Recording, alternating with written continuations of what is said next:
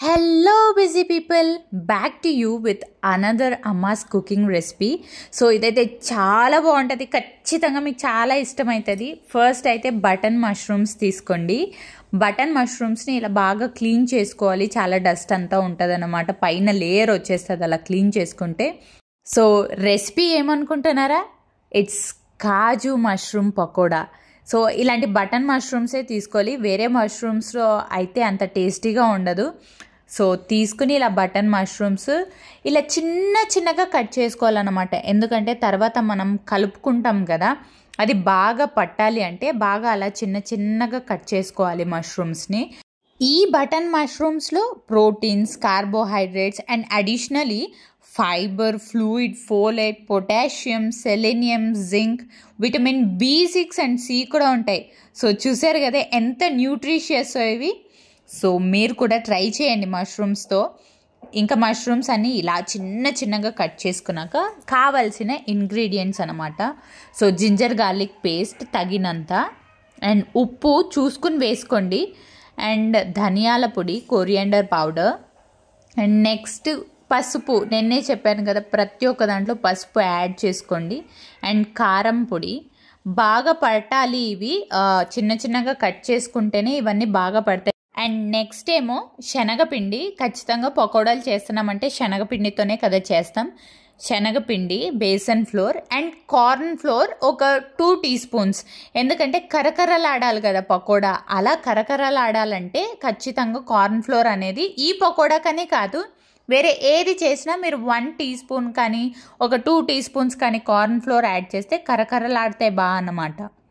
So వాటిని ఇలా water పోసుకుని ఈ ఇంగ్రీడియంట్స్ని, జింజర్ గార్లిక్ పేస్ట్ ఇవన్నీ కలిసిపోయేటట్టు బాగా కలుపుకోవాలన్నమాట మనం.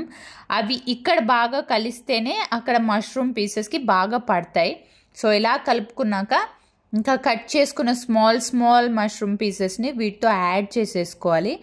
యాడ్ చేసుకున్నాక ఇక్కడే మెయిన్ పార్ట్, బాగా కలుపుకోవాలన్నమాట. ప్రతి ఒక్క పీస్కి ఆ salt and chilli powder add చేసాం కదా, ప్రతి ఒక్క పీస్కి పట్టాలి. అది బాగా ఇలా మ్యారినేట్ చేయాలన్నమాట. యూజువల్గా అయితే రెఫ్రిజిరేటర్లో స్టోర్ చేస్తారు, ఎందుకంటే ఆ కూల్నెస్కి బాగా మ్యారినేట్ అవుతాయని.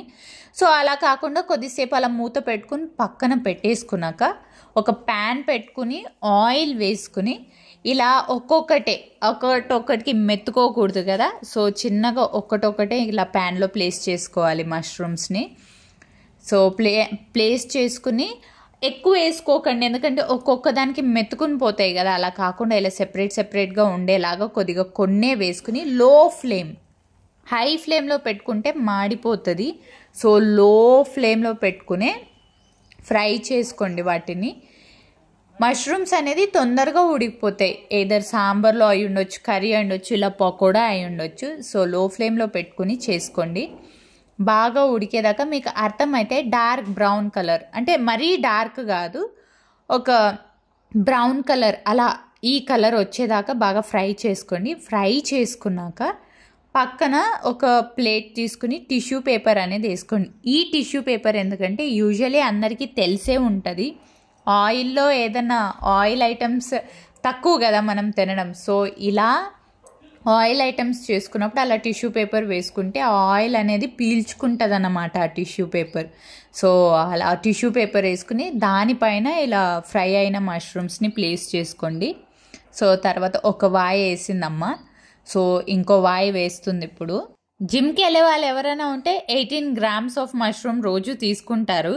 సో ఇవి రెడ్ బ్లడ్ సెల్స్ ఫామ్ చేయడంలో కూడా హెల్ప్ చేస్తాయి అన్నమాట. సో ఇంకా ముందుగా మ్యారినేషన్ చేసుకున్నాం కదా, అదే మ్యారినేషన్ ఇలా క్యాష్యూస్కి కూడా బాగా పట్టి పక్కన పెట్టుకోవాలి. ఇలా క్యాష్యూస్ని కూడా ఆయిల్లో ఫ్రై చేసుకుని మష్రూమ్స్ని ఫ్రై చేసుకున్న ప్లేట్లోకి యాడ్ చేసుకోవాలి. యాడ్ చేసుకున్న తర్వాత కొద్దిగా కరివేపాకు ఉంటుంది కదా, సో టాప్లో గార్నిష్ చేసుకోవడం కోసం కొద్దిగా కరివేపాకు కూడా ఫ్రై చేసుకోండి లాస్ట్లో. సో ఫైనలీ కాజు మష్రూమ్ పకోడీస్ రెడీ. చాలా టేస్టీగా ఉండింది. సో అమ్మ ఆల్మోస్ట్ చేసే రెసిపీస్ అన్నీ మాకు ఇష్టమవుతాయి. సో మీరు కూడా ట్రై చేయండి.